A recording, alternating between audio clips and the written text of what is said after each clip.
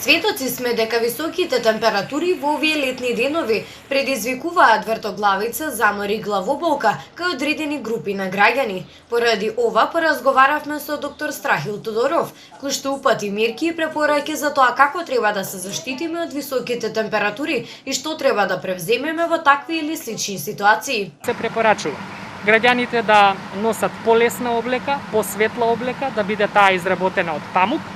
Оно што исто така друго важно е да конзумираат повеќе витамини, минерали, овошје и зеленчук, многу безалкохолни пијалоци. За оние пациенти кои што имаат хронични болести, се препорачува да се зема редовната хронична терапија во одредени временски интервали во консултација со нивните матични лекари, додаде доктор Тодоров. Во овој период зголемен е бројот на пациенти кои што се жалат на цревни вируси.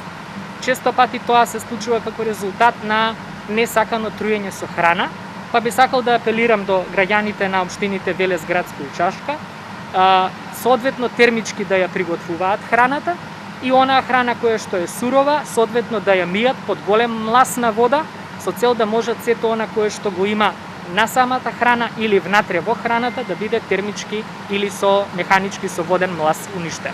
Доктор Тодоров на трудниците им препорачува да не излегуваат од 11 до 16 часот, кога сончевите зраци се најсилни, додека пак за најмладите зголемена е опасноста од појава на сончаници, затоа дечињата да не бидат директно изложени на сонце и да ги избегнуваат прошетките во претходно напоменатиот период. Да бидат заштитени главчињата со капа или со некој друг платнен, односно ткаенина на самата глава.